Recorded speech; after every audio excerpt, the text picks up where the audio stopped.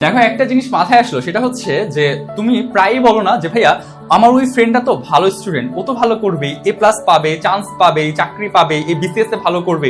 কিন্তু তুমি একটা জিনিস কি কখনো চিন্তা করে দেখেছো, তুমি কেন ভালো স্টুডেন্ট না?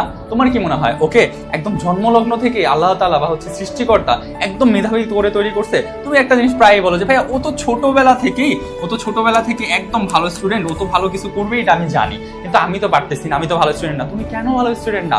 এটা কি কখনো চিন্তা করে দেখছো? এটা একবার নিজেকে প্রশ্ন করছো? কখনোই করো না। আসলে তোমাকে একটু দেখায় কেন তুমি ভালো স্টুডেন্ট না। দেখো, প্রতিদিন পড়তে বসো, তুমি প্রতিদিন ধরো তুমি আচ্ছা 8 ঘন্টা পড়বা, এটা একটা প্রমিস করো, ধরো বা 10 ঘন্টা পড়বা, এটা একটা প্রমিস করো। করার পরে দেখা যায় কি তুমি এই যে 10 ঘন্টা পড়লা, এটা একদিন পড়ো, 2 দিন পড়ো, 3 দিনের দিন আর তোমার এই পড়াটা থাকে না। 3 দিনের দিন কি হয়, তুমি যদি একদিন 10 ঘন্টা পড়ো, পরের দিন 8 ঘন্টায় চলে যায়, পরের দিন 6 ঘন্টায় চলে যায়। কিন্তু ওই যে ভালো স্টুডেন্টের কথা বলতেছো, ও তো চান্স পাবে।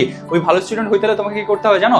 ও একদিন যদি হচ্ছে 10 ঘন্টা পড়ে, পরের দিন চিন্তা করে যে ও কিভাবে 11 ঘন্টা পড়বে, কিভাবে প্রতিদিন আপ করা যায়, এইটা চিন্তা করে। ও চিন্তা করে যাতে আগের দিন যা পড়ছে তার থেকে পরের দিন পিছায় না যায়। কিন্তু তোমার মাথায় তো এই টেনশন নাই, তুমি একদিন পড়েই চিন্তা করো আমি তো অনেক পড়ে ফেলছি। এইটাই হচ্ছে মেইন পার্থক্য তোমার আর ওই ফ্রেন্ডের ভিতরে, ভালো স্টুডেন্ট আর তোমার ভিতরে। তুমি যদি ভালো স্টুডেন্ট হইতে চাও, নিজেকে এই প্রশ্নটা আগে করো যে আমি যদি ভালো স্টুডেন্ট হইতে চাই তাহলে আমার কি করা প্রয়োজন। প্রথমেই যে অ্যান্সারটা আসবে সেটা হচ্ছে তোমাকে একটা নিয়ম মাফিক ওয়েতে ওই যে ভালো স্টুডেন্ট আছে ওর মতো পরিশ্রম করতে হবে। তুমি পারবা না? তোমার কি মনে হয় তুমি পারবা না? তুমি অবশ্যই পারবা।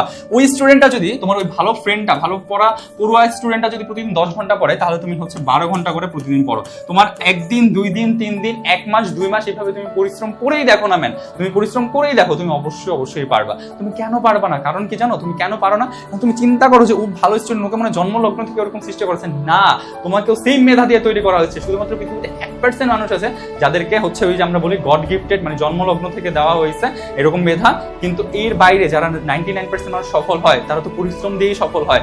কেউ যদি, তোমার ওই মেধাবী ফ্রেন্ড যদি 10 ঘন্টা পড়াশোনা করে, তুমি 12 ঘন্টা পড়াশোনা করে হইলেও তুমি চান্স পাও, এ প্লাস পাও, তুমি চাকরি পাও, তুমি বিসিএস এ ভালো করো, তুমি পারবা। নিজের উপর বিশ্বাস রাখো আর এইভাবে পরিশ্রম করে যাও, তুমি অবশ্যই পারবা। জাস্ট এটা বললো না, নিজেকে এই অজুহাত দিও না ও তো ভালো স্টুডেন্ট এই জন্য ভালো করছে না।